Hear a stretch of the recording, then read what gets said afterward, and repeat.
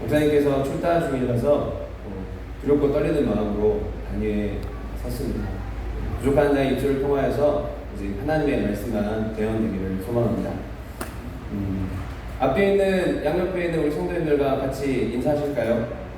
반갑습니다. 사랑합니다. 환영합니다. 같이 잠시 인사하시겠습니다. 오늘은 색다르게 목사님이 아니라 제가 더 인사를 한 번만 더 하실 때 이렇게 인사하셨으면 좋겠습니다. 당신이 참 귀합니다 라고 서로 이렇게 인사해 주셨으면 감사하겠습니다. 당신이 참 귀합니다. 우리 성도님들 한 분 한 분이 정말 주님 안에서 귀하고 보석 같은 존재들이십니다. 오늘은 파수꾼으로 부르심이라는 제목으로 하나님의 말씀을 나누고자 합니다. 작전에 실패한 지휘관은 용서할 수 있어도 경계에 실패한 지휘관은 용서할 수 없다. 누가 하는 말인지 아십니까 혹시? 내가 예, 맞습니다. 우리 한국과 매우 연관이 깊은 장군님입니다. 인천 상륙작전의 영웅이었던 더글라스 맥아더 장군이 한 유명한 말입니다.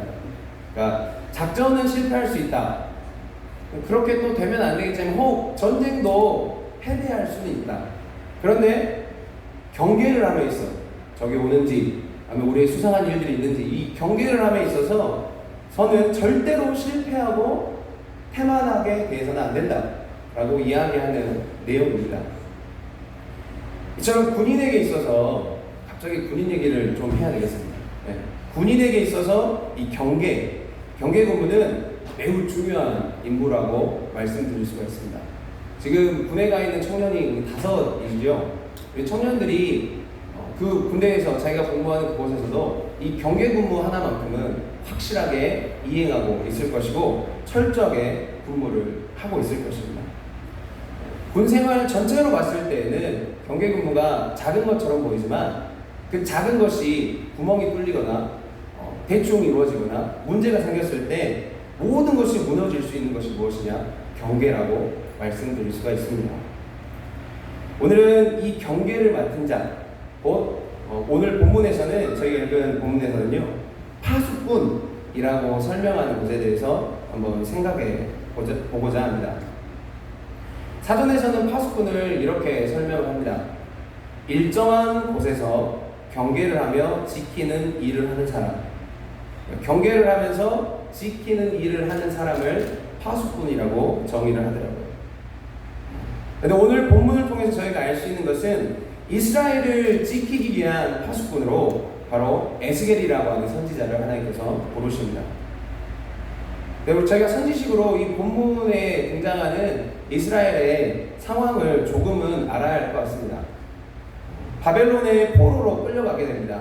곧 있으면 남유다가 바벨론에 의해서 멸망하게 되는데 여호야긴 왕과 함께 에스겔을 비롯한 고위층 약 10,000여 명 정도 되는 사람들이 바벨론으로 끌려가게 됩니다. 그런데 이 10,000여 명을 위한 그들에게 하나님의 말씀을 전하고 경고를 전할 파수꾼으로 에스겔이라는 선지자를 하나님께서 부르십니다. 포로가 된 상황, 절망과 낭망의 상황 가운데서 에스겔이 부르심을 받는 것이죠. 오늘 본문 17절인데요. 제가 한번 읽어드리겠습니다. 인자야 내가 너를 이스라엘 족속의 파수꾼으로 세웠으니 라고 말씀하시며 하나님께서 에스겔을 파수꾼으로 부르십니다. 이처럼 민족의 큰 혼란의 시기, 그때 파수꾼으로 부르심을 받은 에스겔, 하나님께서는 그를 부르시면서 파수꾼으로서 어떻게 행하여야 하는지에 대해서도 상세하게 설명을 해주십니다.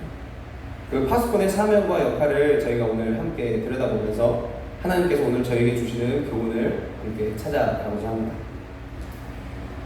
첫 번째로요, 파수꾼은 듣는 자입니다. 첫 번째로 파수꾼은 듣는 자입니다. 17절 중반절에 보시면 이런 말씀이 나옵니다. 너는 내 입의 말을 듣고 라고 말씀하십니다. 본래 군대에서, 오늘 군대 얘기를 조금 몇 번 할 것 같습니다. 전장에서 이 파수꾼, 곧 경계병은요, 자신의 분명한 임무를 아는 사람입니다. 자기가 어떤 경계를 해야 될지 모르면 당연히 그 확실한 경계를 할 수가 없겠죠. 무엇을 보아야 할지, 또 어디를 보아야 할지, 그리고 어떠한 상황이 문제인지를 대략적으로 인지하고 있어야 합니다. 그것들을 파악할 수 있도록 그 경계병은 듣고 배우고 알아야만 합니다. 선지식이 있어야 합니다. 그런데 이 선지식은 상부로부터 내려오는 명령입니다. 이 병사를 어떤 병사를 어디에다 배치를 해서 어떤 곳에 어떻게 경계할 수 있도록 하라라고 명령이 내려오는 것이죠. 이 명령을 듣고 배우고 알아서 그 기준, 그 틀 안에서 졸지 않고 눈을 부릅뜨고 깨어서 경계하는 자, 그가 바로 파수꾼이요 경계병인 것입니다. 경계병은 자신의 기준대로 멋대로 경계하지 않습니다. 그리고 자신의 기준대로 다른 어떤 기준대로 경계를 서는 것이 아닙니다. 명확한 기준과 명령, 상부의 명령이 있습니다. 그것을 듣고 배우고 그대로 행하는 자, 그들이 바로 경계병, 파수꾼이라 말씀드릴 수가 있습니다. 제 얘기를 잠시 하고자 합니다. 저는 대한민국 서부전선 전방부대인 25사단 비룡부대에서 군생활을 했었습니다. 전방부대는 교대로 철책 근무를 이렇게 서게 됩니다. 3개 대대가 있는데 1개 대대가 위로 올라가면 2개 대대가 밑에서 지키고 있다가 교대하면서 철책의 근무를 서게 됩니다. 참 감사하게도 이등병 때 바로 철책으로 들어가는 은혜를 입었습니다. 그래서 철책 근무를 바로 서게 됐습니다. 그런데 저는 조금 특이한 철책 근무를 섰습니다. 보통 TV를 보시면 이렇게 철책을 잡고 군인들이 이렇게 총을 들고 이렇게 철책을 점검하면서 그렇게 철책 근무를 생각하시지 않습니까? 그런데 저희는 그 철책 주변의 하늘을 감시하는 AOP라고 하는 곳에서 근무를 하였습니다.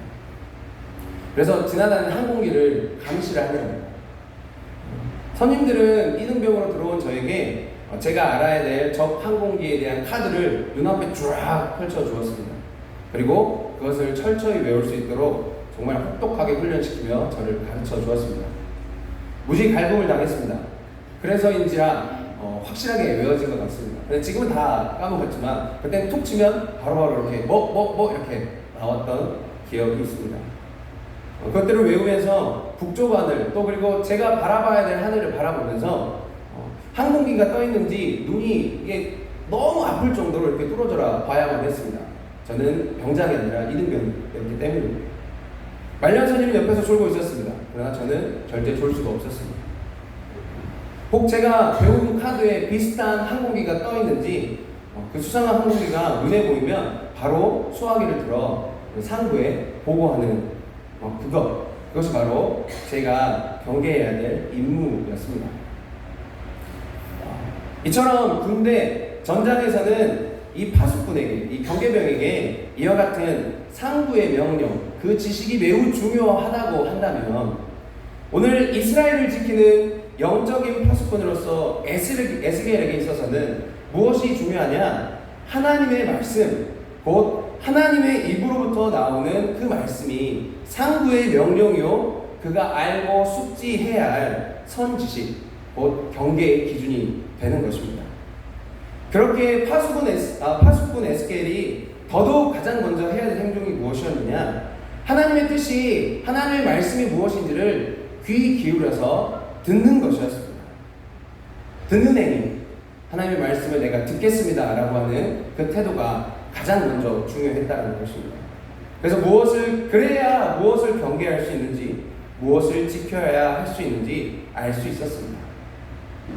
내 뜻이 아니고 다른 어떤 기준대로 이스라엘의 파수꾼의 역할을 감당하는 것이 아닙니다. 오직 하나님께서 말씀하시는 하나님의 말씀대로 감당하는 것입니다. 그래서 파수꾼은 가장 먼저 듣는 자가 되어야 합니다. 하나님의 말씀을 듣는 자. 두 번째로 파수꾼은 깨우치는 자입니다. 17절 후반절에 보시면 이렇게 말씀하고 있습니다. 나를 대신하여 그들을 깨우치라. 나를 대신하여 그들을 깨우치라. 영적 파수꾼은 하나님을 대신하여 사람들을 깨우치는 자다라고 하나님께서 에스겔에게 설명하고 계십니다. 근데 한 번쯤 더 생각해 보면 조금 특이합니다.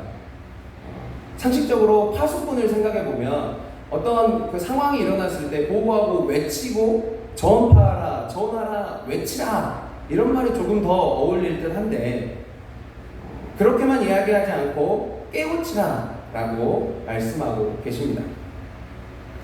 이 깨우치는 것은요, 잘못을 지적하고 경고하여 진리를 배우게 하는 것까지 이루는 말입니다. 단순히 전하고 외치고 경고하는 것으로 그치는 것이 아니라 조금 더 복잡한 과정인 것입니다. 사실 누군가가 외치는 말을 이렇게 한번 쓱 듣는 것은 쉽습니다. 그런데 그 상대가 그것을 이해하고 깨우치는 것까지 나아가려고 한다면 적어도 그것이 반복되고 또 다른 노력들을 해야 합니다. 혹여 외치는 사람의 소리를 그 상대가 듣기 싫어하거나 무시한다면 엄청나게 곤란해지기 마련일 것 같습니다.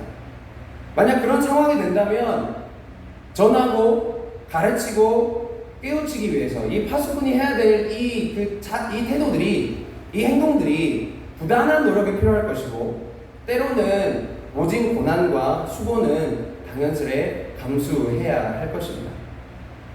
그런데 오늘 영적인 파수꾼, 이스라엘의 영적인 파수꾼으로 부르신 그 에스겔이 처한 상황, 이스라엘의 그 전하여야 했던 그 만여 명의 그 상태가 어떠했냐면요, 이러했습니다. 에스겔 2장 3절에 이렇게 이스라엘 백성들을 하나님께서 표현하십니다. 곧 패역한 백성 나를 배반하는 자에게 보내노라. 에스겔 2장 4절에는요, 이 자손은 얼굴이 뻔뻔하고 마음이 굳은 자니라. 에스겔 3장 7절에서는 이렇게 말씀하고 있습니다. 그러나 이스라엘 족속은 이마가 굳고 마음이 굳어 네 말을 듣고자 아니하리니 이는 내 말을 듣고자 아니함이니라 라고 말씀하십니다. 에스겔이 만나야 했던 이스라엘 백성들은요, 마치 넘을 수 없고 뚫을 수 없을 것만 같은 벽과 같은 자들이었다고 표현하고 싶습니다. 그가 에스겔이 들었던 그 하나님의 말씀을 그들에게 전하고 그들이 깨우치도록 에스겔이 전하고 이야기해야 했으나 바로 이 이스라엘은요, 하나님께 마치 등을 돌린 것처럼 행동하고 있는 자들이었습니다. 에스겔이 그들을 깨우치는 게 쉬울까요? 아니요, 절대 쉽지 않았습니다. 에스겔도 이 사실을 알기 때문에 그의 마음이 쉽지 않았던 듯 싶습니다. 오늘 저희가 16절부터 본문 말씀을 읽었는데요, 그 바로 뒷절인 15절에 보면, 후반부에 보면 에스겔의 그 마음의 상태를 여실히 대변을 합니다. 그 중에서 두려워 떨며 7일을 지냅니다. 하나님의 말씀을 듣고 그 무리 가운데 들어가서 에스겔이 했던 행동이 무엇이냐? 두려워 떨면서 일주일 동안 아무것도 못하게 됐습니다. 5만 가지 생각이 들었을 것 같습니다. 두려워 떨며 아무것도 하지 못하는 그 상황 가운데 다시금 하나님께서는 에스겔을 부르시며 파수꾼으로 세우신 것입니다. 그럼에도 불구하고 그런 그를 세우셔서 이스라엘의 영적 파수꾼으로 하나님께서 에스겔을 이스라엘에게 보내십니다. 왜 하나님께서는 그런 상황 가운데 에스겔을 파수꾼으로 이스라엘에게 보내셨을까요? 매우 단순합니다. 하나님께서는 이스라엘을 사랑하시며 그들을 살리시려고 에스겔을 파수꾼으로 세우시고 이스라엘에게 보내셨다는 사실입니다. 그렇기 때문에 파수꾼은 어떠한 상황일지라도 바로 이 하나님의 마음과 뜻을 품고 그들에게 전하여 상대를 깨우치는 자, 그가 바로 파수꾼이라고 말씀드릴 수 있습니다. 마지막으로 세 번째, 파수꾼은 끝까지 책임을 지는 자입니다. 오늘 본문 18절에서 21절인데요. 좀 길어서 제가 간단하게 요약을 해보고자 합니다. 이 18절에서 22절에 나오는 내용은 가렴이라고 하면서 어떤 예를 들으시는데요. 악인과 의인, 그리고 중간에 파수꾼이 나옵니다. 첫 번째로 악인에 대한 내용이 나오는데, 악인은 두 상황이 이렇게 있습니다. 근데 악인은 이 두 상황 가운데 똑같이 악을 행하다가 죽게 됩니다. 근데 다른 것은 파수꾼의 태도입니다. 첫 번째로 악인이 악을 행하여 나아가고 때 파수꾼이 그 악인의 그 행동을 외면하여 전하지 않습니다. 깨우치려고 노력하지 않습니다. 그리고 그 악인은 그 악의 결과로, 그 죄의 결과로 죽게 됩니다. 근데 하나님께서는 이 죄의 결과를 이 피의 값을 너의 손에서 찾겠다라고 하나님께서 그 파수꾼에게 말씀하십니다. 똑같은 상황인데요, 악인이 악을 행하고 있습니다. 그럼에도 불구하고 이 상황에서는 파수꾼이 그에게 깨우치도록 하나님의 말씀, 하나님의 명령을 전합니다. 그리고 그 악인은 똑같은 상황, 죽게 됩니다. 그 악으로 말미암아. 그런데 하나님께서는 그 파수꾼에게 다른 말씀하십니다. 그래도 너가 전하였기에 너의 생명이 보존되리라 라고 말씀하십니다. 악인 다음에 의인이 등장하는데요, 거의 비슷합니다. 두 상황인데 의인이 생활을 하고 있는데 파수꾼이 전하지 않아서 의인이 넘어져서 죄를 지음으로 말미암아 죽게 됩니다. 그리고 전하여서 의인이 넘어지려고 했으나 그가 경고하고 깨우쳐져서 올바른 그 의인의 삶을 굳건히 살아가게 됩니다. 죽은 이 전하지 않은 상황에서 동일하게 그 핏값을 너의 손에서 찾겠다라고 말씀하시고, 전한 그 상황에선 너의 생명을 보존하겠다라고 말씀하십니다. 이것이 무슨 말씀입니까? 하나님께서는요, 에스겔을 죽이시려고 말씀하시는 것이 아닙니다. 에스겔, 너의 목숨을 걸고 너의 목숨을 왔다 갔다 할 테니까 전해 라고 이야기하는 것이 아닙니다. 그렇게 하나님께서 말씀하시는 메시지가 조금 더 더욱 또렷하게 들립니다. 무엇이냐? 악인이든 의인이든 그들에게 가서 너는 무엇을 해야 되느냐? 전하라, 깨우치라 라고 하나님께서 더욱 강조하여 말씀하시는 것입니다. 파수꾼은요, 결국에는 결과에 대한 책임은 없습니다. 의인과 악인은 자기가 살아간 대로 하나님 앞에서 그에 대한 책임을 지게 될 것입니다. 그러나 파수꾼이 가지고 있는 책임, 사명, 그것은 무엇이냐? 하나님의 말씀을 전하고 깨우치는 사명과 책임이 있다는 것이죠. 그래서 그 말씀을 전하는 책임을 다하지 않는다? 그렇다면 파수꾼에게서 하나님께서 그 대가를 찾겠다라고 말씀하시는 것입니다. 곧 파수꾼이 하나님의 명령을 듣고도 침묵한다면 그것은 바로 그에게 죄가 되는 것입니다. 서두에 메가더 장군의 말을 인용했었는데요, 후반부에 그렇게 얘기를 하죠. 경계에 실패한 지휘관은 용서할 수가 없다. 그러니까 적이 들어올지 아니면 어떤 상황이 일어날지 이 경계를 하는 것이 왜 실패할까 설교를 준비하면서 곰곰이 물음표를 달아서 생각해 보았습니다. 큰일이 아닐 것 같습니다. 주위가 산만하고 나태하고 게으르고 밤이 되었는데 어떤 그 수상한 자가 우리 곁으로 다가오고 있는데 졸고 있고 자고 있어서 깨어있지 못하다면 절대로 그 경계는 성공할 수 없을 것이죠. 아니라 한마디로 정리해보면 경계에 실패하는 이유는 성실하지 못하기에 그러지 않을까 생각해봅니다. 그리고 또 하나, 책임을, 그 경계에 그 자기에게 주어진 임무를, 그 책임을 끝까지 지지 않았기에 경계에 실패하지 않을까 생각을 해봅니다.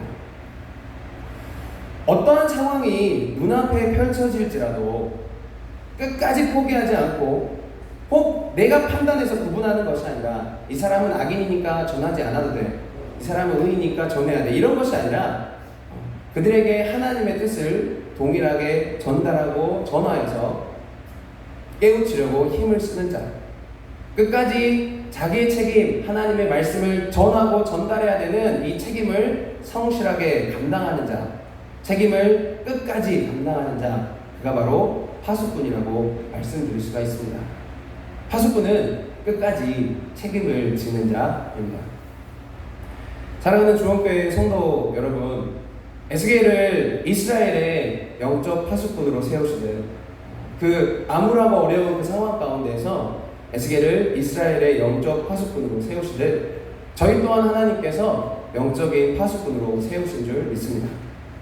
내 옆에 사랑하는 성도님들, 앞뒤에 계시고 양옆에 계시고 우리와 함께하는 우리 성도님들을 위하여서, 또 그리고 직장과 가정, 학교와 친구 등 내 삶의 자리에서 만나는 많은 이들을 위하여서, 또 그리고 우리 교회, 우리 주원교회가 속한 이 지역과 마을을 위하여서, 또 저희가 내년이면 필리핀, 또 목사님께서 미국도 가고 계시고 또 우리 호주도 가시는데 우리 교회에 허락하신 그 성도지, 그리고 그곳에 있는 저희가 만나게 될 수많은 영혼들을 위하여서 하나님께서는 하나님의 말씀을 득대하고 또 그들에게 전하여 깨우치게 하며 하나님의 말씀을 전하는 그 사명을 끝까지 책임을 지는 영적인 파수꾼으로 저희 교회를, 저희 성도님들을 세우신 줄 믿습니다. 이 귀한 사명, 하나님께로 돌이키라, 하나님의 은혜로 나오라, 그 복음을 전하고 그 하나님의 뜻을 전하는 그 파수꾼의 사명을 성실하게 끝까지 감당하여서 수많은 영혼들을 주님께로 인도할 수 있는, 그렇게 주님의 나라와 영광을 위하여 살아가는 저희 주원교회 또한 저희 모든 성도님들이 되시길 소망하고 소원합니다. 기도하시겠습니다. 하나님, 에스겔을 이스라엘의 영적 파수꾼으로 세우시듯 저희를 영적인 파수꾼으로 세우신 줄 믿습니다. 저희에게 허락한 삶의 자리에서, 교회의 사역과 사명의 자리에서 영적인 파수꾼으로서 하나님의 말씀을 전하고 외치고 깨우치게 하는 귀한 삶을 살아가도록 인도하여 주시옵소서. 작은 외침과 발버둥일지라도 하나님의 말씀을 끝까지 전하고 살아낼 때 그 가운데 많은 영혼들이 주님께로 다시금 돌아오는 놀라운 은혜의 역사를 우리 교회가 경험케 하여 주시옵소서. 인도하실 하나님을 찬양합니다. 이 모든 말씀 예수님의 이름으로 기도드렸습니다. 아멘.